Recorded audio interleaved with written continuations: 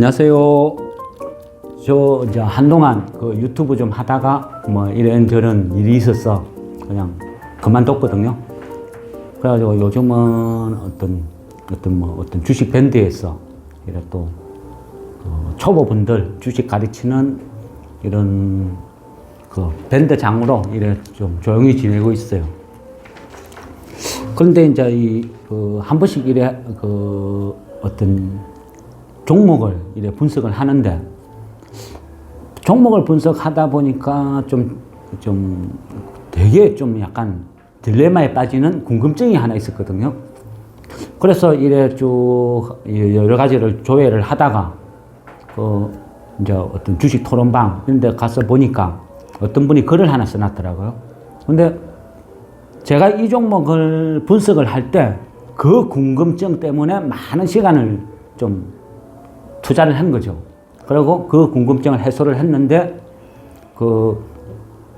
이제 어떤 분이 그 반도체 장비를 이제 직업으로 하시는 분인데 이런 딜레마에 빠져 있다, 그런 식으로 이제 질문을 이렇게 올려놓더라고요. 근데 이제 어떤 주식을 공부하는 사람 입장에서 이 사람도 참 공부를 많이 하고 이 부분에 대해서 고민을 했구나, 그런 생각이 드니까 이 부분에 대해서는 제가 좀 답변을 같은 동지애로서 답변을 드리고 싶다, 그런 생각이 들더라고요. 근데 여기에 대해서 글로 적으려 하니까 좀 댓글에는 그 한계가 있죠. 그래서 또 따로 이런 영상을 하나 찍어 봤는데 이게 뭐 공개가 될란지 안 될란지는 모르겠어요. 약간 고민할 수도 있겠죠. 근데 어쨌든 이분한테 답변을 드린다는 어떤 그런 마음으로 이제 이 종목을 이제 제가 보는 시각을 한번 분석을 할 거거든요. 근데 이분은 이 회사가, 그러니까 서플러스 글로벌, 이 회사가 그 반도체 전공정, 후공정 이 중고 장비를 사와서 그거를 다른 업체에 되팔고 이윤을 남기는 회사죠. 표면적으로는.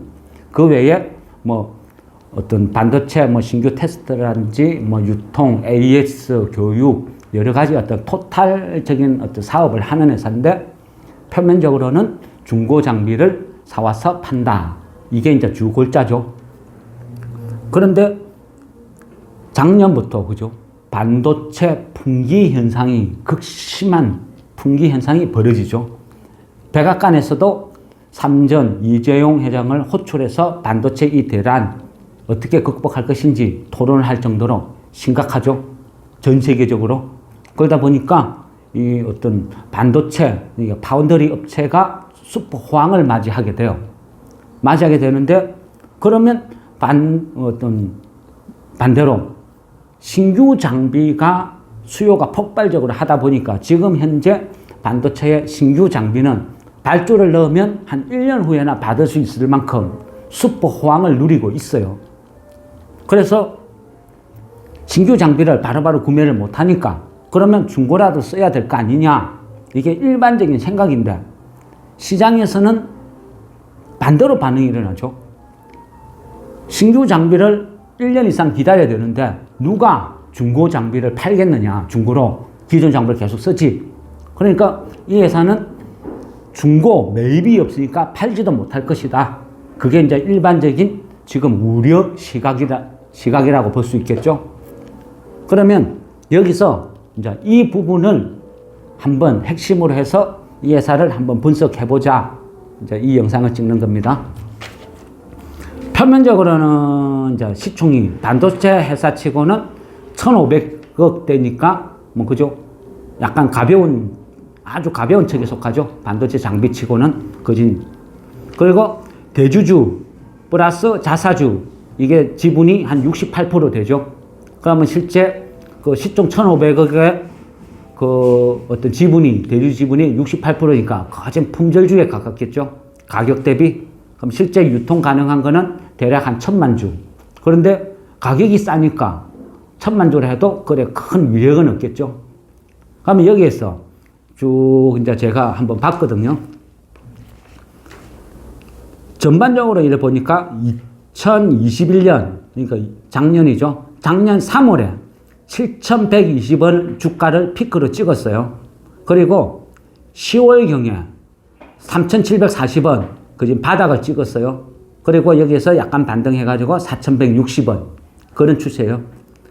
그리고 보면 그렇게 고점과 저점의 갭이 그렇게 크진 않아요. 편차가.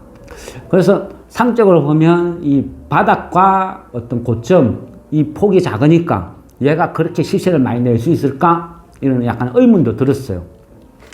그리고 이 주가가 왜 이렇게 하락을 했을까? 반도체 호황인데 일단 그게 과정이 필요하겠죠. 그러니까 그 작년 3월경에 7,120원 주가를 피크를 찍었을 때 이때가 보면요. 수급적인 측면에서 보면 개인들의 신용이 급격하게 늘어나요. 치고 들어오는 거죠. 그러니까 이 신용이 어찌 보면 주가 상승의 원동력이 됐어요. 그래서 이 당시에 피크치를 3월 달에 피크치를 달리면서 쭉 했을 때 보면 4월경에 4월 14일 날 신용이 230만 주까지 늘어나요. 그러니까 정확히 229만 주죠. 이때가 신용이 피크예요. 이후로요. 이 신용이 급격하게 털리기 시작해요. 쭉쭉 털리거든요. 그러면서 신용이 털리는 것과 비례해서 주가 하락 각도도 같이 형성이 돼요. 거진 수직 낙하죠.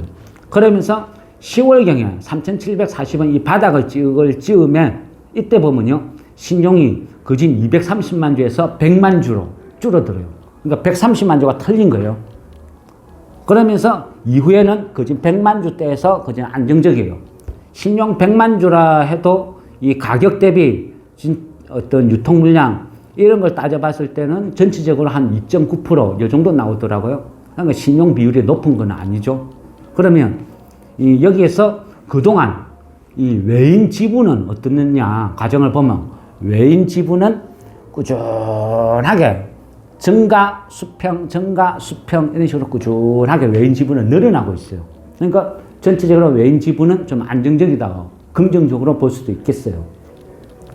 그러니까 결론을 내자고 하면 이 하락은 신용 때문이다. 130만 주가 털려나가는 과정이었다. 이렇게 이제 저는 바라보는 시각이고요. 그러면 이 과정의 실적은 어땠느냐? 1, 2, 3분기 실적이 다 좋아요. 아주 서프라이즈 할 만큼 아주 좋더라고요. 그러면 그 최근 3년치 실적을 봐도요. 최근 3년치 매출액을 보면 2019년도 한 1,103억, 20년도에 1,256억, 21년도죠. 21년도는 3분기까지만 계산한 거예요. 4, 4분기 아직 안 났으니까. 근데 21년도 3분기까지 계산해도 매출액이 1,627억 나오더라고요. 그러니까 3분기까지 계산인데도 1,103억, 1,256억, 1,627억 매출액이 급증을 하죠. 반대로 또 순이익, 신순이익이 19년도에 15억, 20년도에 117억, 그런데 21년도는 지금 3분기까지 157억 나왔어요. 그럼 사상 최고죠. 일단은 찍은 거죠. 제일 중요한 거는 영업이익이잖아요. 영업이익도 19년도에 27억, 20년도에 154억 급증을 하죠. 그런데 올 3번, 이제 21년 3분기까지 206억 찍었어요. 그죠? 스플라이즈죠. 급속도로 늘어나죠. 그러면 이 회사가 왜 주가는 이렇게 힘을 못 받느냐? 그거는 그죠? 서두에 말씀드린 이 회사는 중고 장비를 매입해서 파는 회사인데 이 슈퍼 호황기가 접어들은 이 파운데리 이 환경에 어느 누가 자기가 쓰는 장비를 중고로 처분을 하겠느냐? 이게 이제 핵심 키포인트였어요. 그래서 이제 이 부분에 대해서 제가 이제 한번 조사를 해봤어요. 근데 과연 이 회사가 중고 장비를 어디에서 사올까? 이게 중요하겠죠. 근데 이 회사는 중고 장비를 사오는 대부분 루트가 삼성전자, 하이닉스 두 군데에서 거진 다 사와요. 그러면 이 두 군데는 왜 파는데 보면 이 두 군데는 그죠? 반도체를 생산하는 업체이기도 하지만 항상 미래를 앞서 나가는 남들보다 한 발짝 앞서 나가는 선제적인 투자와 생산을 하는 업체잖아요. 그러다 보니까 항상 미래를 대비한 장비를 새로 매입하고 현재 피크였을 때 시장이 아우성일 때 이 장비를 매각을 하고 다음 세대 장비를 또 사들이고 이런 구조예요. 그러다 보니까 이 장비를 매각을 하는데 그러면 서플러스 글로벌 여기에만 파느냐 이것도 봐야 되겠죠. 근데 이 부분을 조사해 보니까 지금 현재 뭐 거래소나 코스닥이나 이렇게 크게 따져봤을 때는요. 이 회사하고 견줄 만한 업체가 없어요. 거진 독점이라 봐도 되겠고 중소업체 아주 영세업체는 좀 있어요. 그렇지만 경쟁 상대가 안 되는 거죠. 그러니까 삼전이나 하이닉스에서 좀 이름 있고 믿을 수 있는 큰 업체는 서플러스 글로벌 여기밖에 없는 거예요. 그러다 보니까 이쪽으로 집중적으로 이제 이 거래가 이루어지는 구조예요. 그러다 보니까 실질적으로 시장에서 우려하듯이 장비가 없어서 못 판다? 그거는 아니라는 거죠. 왜? 삼전과 하이닉스에서 지속적으로 계속 나오니까. 그러면 이게 계속 나오느냐, 어쩌느냐, 이래 봤을 때도 작년 같은 경우도 이래 보면요. 이 회사가 지금 19년도 매출액이 1100억이랬죠. 20년도에 1250억. 그죠? 그러면 그제 1년 매출액이 한 1000억에서 왔다 갔다 하는데 작년 같은 경우는요. 이 장비를, 중고 장비를요. 1500억치를 매입을 해놨어요.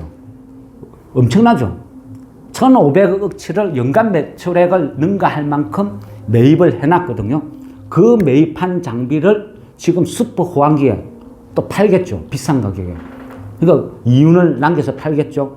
그러면 이 1500억치를 매입한 거 이게 올해부터 내년까지 또 반영이 되겠죠. 그래 계산해보면 틀림없이 실적은 분기별로 역대급으로 나올 가능성이 되게 많다. 그리고 삼전과 하이닉스에서 장비가 계속 나오니까 시장에서 우려하는 그런 부분은 없다는 거죠. 장비가 없어서 못 판다? 그거는 기우다, 아니다. 그렇게 볼 수 있는 거죠. 그러면 이 파운데리 업체가 앞으로 계속 좋아지느냐, 어떻게 될 거냐, 그것도 봐야 되겠죠. 그러면 스플러스 글로벌, 여기에 주 고객사가, 그죠? 국내에서는 DB 하이텍, 또 외국에서는 그러면 이제 TSMC 대만업체, 이거를 한번 봐야 되겠죠. 왜냐하면 TSMC가 전 세계 파운데리 업체의 매출액의 한 50% 이상을 차지하죠. 삼전이 한 17% 나오고요. 그러니까 이 업체를 보면 되고, 서플러스 글로벌 주 고객이 또 TSMC잖아요. 그러니까 TSMC의 행보를 보면 거진 이 회사의 어떤 실적 이런 거하고도 연계된다고 계산을 할 수 있어요. 그래서 이 TSMC를 이제 전망을 보면요. 그 아랫게 13일 보면 이 회사에서 4분기 실적을 발표했거든요. 근데 역시 사상 최고치가 나왔어요. 그러면 이미 지나간 실적, 사상 최고치, 이게 지속되느냐 안 되느냐 이 문제겠죠. 그런데 이 4분기 실적을 발표할 때요. 이 회장이 발표를 했을 때 뭐라고 했냐면요. 향후 이제 2022년도죠. 그러니까 향후 이 슈퍼 사이클 계속 이어진다. 최소 5년 이상 이어진다. 그래서 이 부분에 대해서 회사에서 집중적으로 투자를 하겠다 하고 발표를 했어요. 근데 이 투자 규모도 그죠? 최소한 50조 이상이 나와요. 최소. 그러니까 엄청난 투자죠. 그리고 작년 같은 경우도 그죠? 비슷한 한 40조 요 정도 투자를 했거든요. 근데 올해 또 선제적으로 또 투자를 하겠다 할 만큼 향후 5년 이상 슈퍼 사이클이 온다. 그러면서 지속적으로 수십조 돈을 계속 투자를 하겠다. 지금 그런 식으로 밝히는 상태예요. 그러면 TSMC에서 이야기하는 거는 주로 보면 여기에서 이야기하는 거는 그 회장의 말이에요. 그 5G 아니면 고성능 컴퓨터 또는 자율주행, 인공지능 이런 쪽으로 끝없는 수요가 창출이 되고 클라우드가 엄청난 반도체를 소비를 하고 있다. 자동차는 별거 아니다. 그 정도로 앞으로 이 파운데리 업체는 슈퍼 호황을 계속 이어간다. 이런 식으로 전망을 했더라고요. 그러면 또 직접 투자를 하고, 그래서 파운데리 업체의 어떤 슈퍼 사이클 본격적으로 이어지는, 향후 몇 년을 이어지는 이 시기에 TSMC의 주 파트너인 이 서플러스 글로벌도 같이 이어져 갈 것이다. 그래서 실적이 좋을 것이다. 그렇게 이제 저는 분석을 하는 거죠. 그런데 지금 이 회사가 주가가 이렇게 그 실적은 사상 최고치가 나옴에도 이 영향을 전혀 수혜를 못 받는 이유는 시장에서 이 회사 평가를, 첫째는 이런 회사가 있다는 것도 잘 모르는 부분도 있고, 둘째는 이 회사를 평가하는 많은 시장 관계자가 중고 장비가 없는데 어떻게 팔 것이냐, 이 문제다. 저는 이제 그렇게 결론을 내렸거든요. 그러면 이 문제는 회사에서 IR을 하든 아니면 그 기업 애널리스트 이런 사람들이 결국은 분석을 해가 올릴 거예요. 어느 시점에. 그러면 그게 어느 시점이냐? 결국은 개인들이 지쳐가지고 다 팔 때 세력은 그걸 야금야금 매집을 했다가 이런 제가 말씀드린 이런 사실을 기사화하면서 주가를 급등하고, 그동안은 그죠, 반도체라는 게 풍기 현상 이런 게 없었잖아요. 최근에 일어나는 현상이잖아요. 그래서 이 회사가 어떤 중고 장비를 판매한다는 핸디캡 때문에 주가가 어떤 평가를 받는 게 아주 디스카운트가 됐다 하면, 이제는 그 TSMC의 어떤 슈퍼 호황과 맞물려서 같이 성장을 하면서 우리가 상상도 하지 못할 시세가 나올 수도 있다. 왜? 사상 최고 실적의 유통 주식 수가 얼마 안 되는 품절주라는 거죠. 그래서 플러스 알파 P까지 붙어서 굉장한 시세를 낼 수도 있다. 저는 이제 그렇게 분석한 거예요. 물론 요거는 어디까지나 저의 분석이고 사견입니다. 주가는 뭐 어떻게 될지는 아무도 모르겠죠. 그래서 어떤 참고만 해주시면 좋겠고, 만일 주식을 관심 있게 보시고 산다고 하면 대부분의 시장 관계자들은 이 사실을 모르고 팔고 있으니까 분할 매수를 해야 된다. 그렇게 저는 이제 말씀드리고 싶어요. 근데 이 이후에 이 어떤 채널 아니면 유튜브 이런 걸 계속 할지 안 할지는 모르겠어요. 근데 어쨌든 유튜브를 하면서 좀 재밌는 일도 있었지만은 좀 어떤 나쁜 일도 많았고, 또 돈이, 이권이 개입되다 보니까요, 좀 실망스러운 부분도 있었어요. 그리고 제가 열심히 분석하고 공부한 거를 이 불특정 다수의 유튜버가 보는 여기다가 이렇게 알려주면 제가 싫어하는 사람이 볼까봐. 그래서 유튜브를 안 하려고 그랬거든요. 안 하려고 했는데, 근데 이분이 너무 이 질문을 갖다가 진정성 있는 질문을 봐서 저도 같은 주식적인 입장으로서 이분한테는 꼭 답변해 줬으면 좋겠다, 이런 마음으로 일단 이걸 하나 찍어 봤어요. 그리고 이분한테 좀 도움이 되는 그런 어떤 영상이었으면 하는 바람입니다. 어쨌든 이 영상을 시청해 주시는 모든 분 성토하시고 감사드립니다.